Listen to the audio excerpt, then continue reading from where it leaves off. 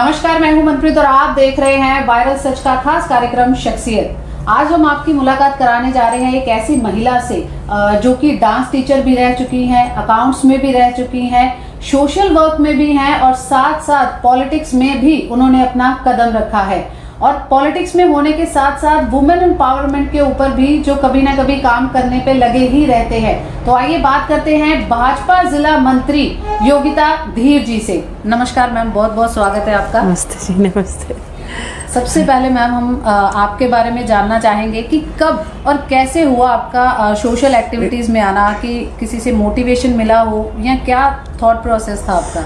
जी देखिए, मैं social activity में आने वाली बात नहीं है, मैं शुरू से ही आप लगा लीजिए सोशल सर्विस कर ही रही हूँ। Like I remember school time से, कॉलेज टाइम से, जब क्योंकि मेरे फादर आरएसएस में हैं तो हम उनको देखते ही थे, तो जो हमारे अंदर ही है। और कॉलेज में भी मैं एनएसएस में थी, तो हमें ड्यूटी मिलती थी लाइक कि आपने गार्डनिंग के लिए या कहीं स्कूल में टीच करने जाना है, तो इस तरह से मैंने ज्वाइन किया हुआ था। और तब से ही मैं सोशल सर्विस मेरे अंदर ही ये लगा लो, मैं करती ही रहती हूँ। स्कूल टाइम से हम इस एक्टिविटी में थे ही। पॉलिटिक्स बिल्कुल अलग थी, तब हमें पॉलिटिक्स की इतनी कोई समझ नहीं थी, पर सोशल सर्विस हम करते थे। तो किस तरीके की सोशल एक्टिविटीज़ में आप उस टाइम पे एक्टिव थे, और आज की अगर हम बात करें और उस टाइम पे अपने आप को आप किस जगह पे स्टैंड पाते हो?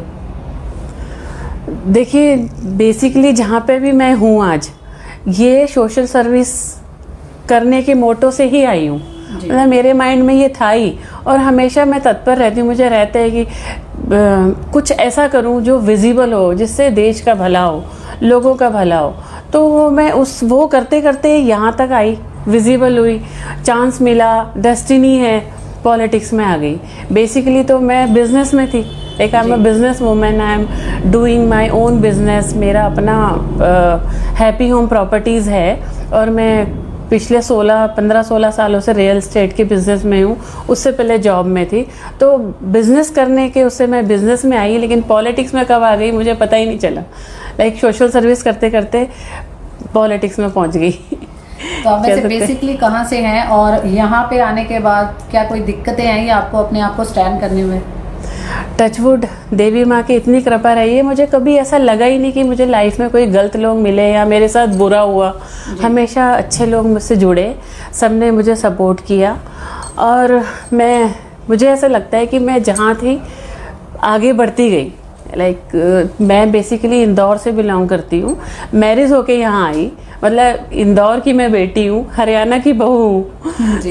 जी, तो मैरिज होके मैं जब यहाँ आई, फरीदाबाद थे, वहाँ से फिर थोड़ा, इसलिए फरीदाबाद की राजनीति में भी थोड़ा इन्वॉल्वमेंट है, सभी को जानती हूँ क्योंकि ससुराल मेरा वहाँ है और 10 साल मैं वहाँ रह के आई हूँ जी। यहाँ आके फिर यहाँ पे तो मुझे दायित्व मिल गया जी, तो फिर सबसे इंटरेक्शन है ही। तो मैं थैंकफुल हूँ कि भगवान ने हमेशा साथ दिया है, अच्छे लोग मुझे मिले हैं।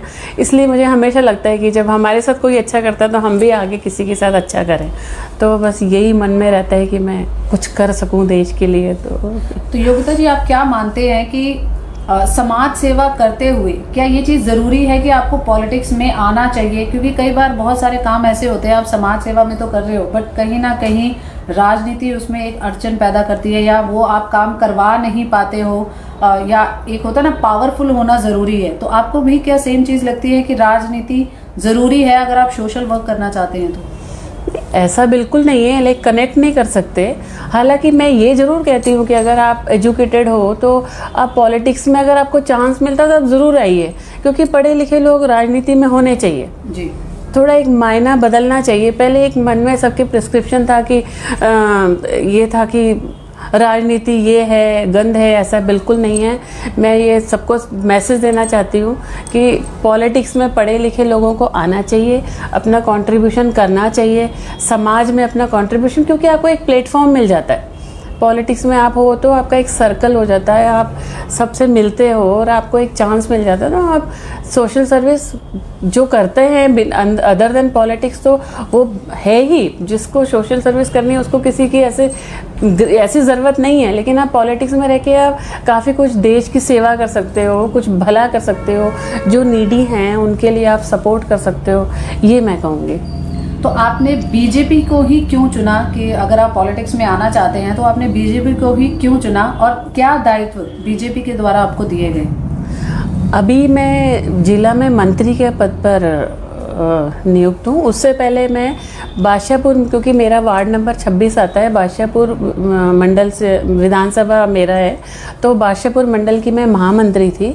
इसके अलावा by grace of God LCC local complaint committee of women harassment at workplace की मैं मेंबर थी, जिसका टेन्योर अब पूरा हो चुका है जी। और माता शीतला माँ श्राइन बोर्ड हैं, माता रानी के दरबार में मैं जाती रहती हूँ, क्योंकि ईश्वर की कृपा से, देवी माँ की कृपा से उसकी मैं मेंबर हूँ। इसके अलावा जैसे हमारी जो सोसाइटी है उसमें मैं RWA की प्रेसिडेंट भी हूँ, स्पेस प्रीवी सोसाइटी में।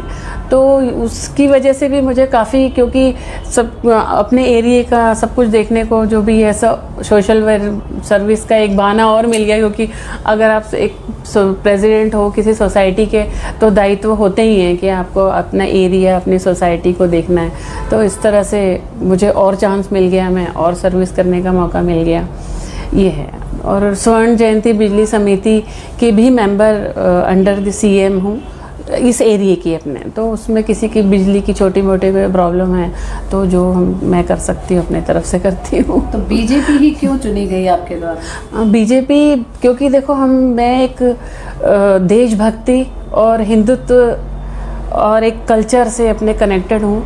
मेरे मतलब विचारधारा ही बीजेपी से मिलती है, तो मुझे नहीं लगता कि मैं भारतीय जनता पार्टी को कभी छोड़ सकती, क्योंकि जो हमारी हिंदुत्व की धारा है, ये जो मेरी अंदर मेरा कल्चर है, ये और बीजेपी, ये मुझे उससे सपोर्ट मिलता है, समान से लगती है। तो मैं बीजेपी मुझे लगता नहीं कभी छोड़ सकती हूँ, कि हिंदुत्व विचारधारा से मैं बिलोंग करती हूँ, मैं विश्वास रखती हूँ उसमें।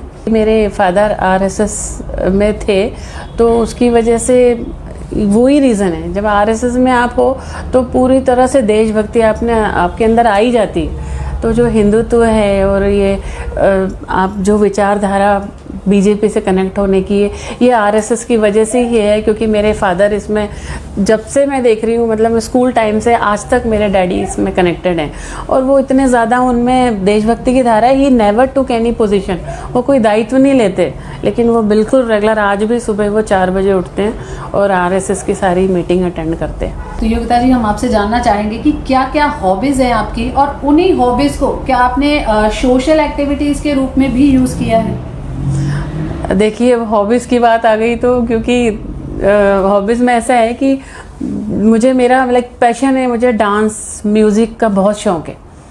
तो वही जैसे शौक़ था तो वो मैं सिखाती रही, स्कूल्स में भी जाती थी, क्लासेस लेती थी, और जो बच्चों को भी घर पे जैसे बुला के जो कोई अपने सीख सकता है ठीक है, नहीं तो भी कुछ जिस लेवल पे भी जो बच्चे सीखना चाहते थे मैंने सबको डांस सिखाया। उसके अलावा जैसे ट्रैवलिंग इज़ माय हॉबी, तो मैं इसीलिए इतनी इंडिपेंडेंट हूँ। पॉलिटिक्स में भी मुझे इसलिए मैं अपने आप को बेटर एक प्लेस पे फील करती हूँ, क्योंकि मुझे ट्रैवलिंग का शौक़ है। तो मैं इजीली अपना गाड़ी उठाया, साथ कहीं चली गई, मुझे जाने में दिक्कत नहीं होती कि यहाँ मीटिंग है वहाँ मीटिंग है, मैं कैसे जाऊँगी, बिकॉज आई लव ट्रैवलिंग। मैं इजीली मूव करके चली जाती हूँ। तो ये देखो मेरी हॉबी से कनेक्ट हो गया, एक चीज़ ये हो गई। तीसरा, सोशल सर्विस की मुझे बहुत अच्छा लगता है कि मैं कुछ ऐसा कुछ करूं, मैं कुछ आए हैं दुनिया में तो कुछ करके दिखाएं। तो मेरी ये होता है कि मैं कुछ करूं, कुछ सोशल सर्विस करूं, लोगों के लिए कुछ करूं।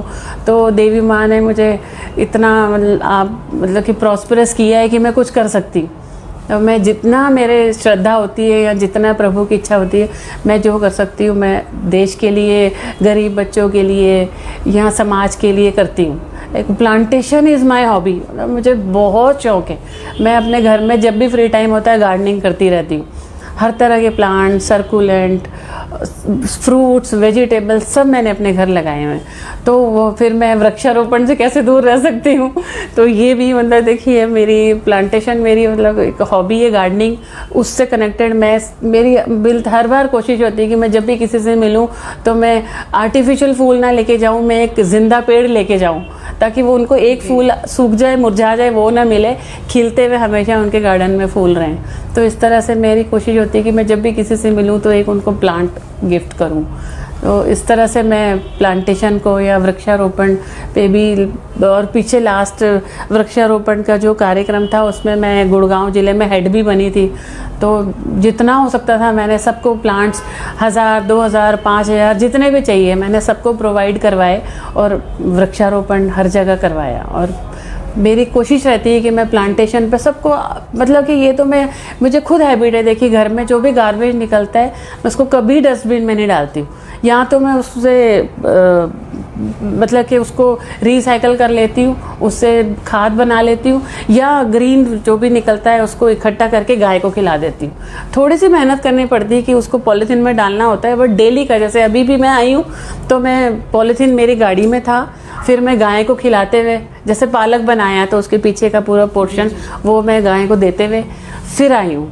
ऐसे तो मेरा ये होता है, मतलब गार्बेज भी मेरे घर में ना के बराबर निकलता है, जो ड्राई कुछ होता होगा तो ऐसे यूज़ करती हूँ। और मैं सबको यही मोटिवेट करती हूँ कि अधिक से अधिक पर्यावरण में अपना सपोर्ट करें।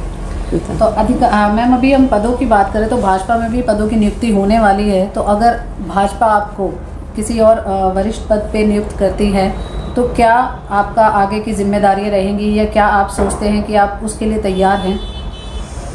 देखिए सोशल सर्विस तो मेरे ब्लड में है ही, और देखिए अब मैं जिस तरह से जो भी काम करती हूँ, तो आप कुछ भी कार्य करते हैं आगे सबको दिखता ही है। जो भी होगा वो वेलकम है, जो मतलब पोजीशन मुझे मिलेगी वो वेलकम है।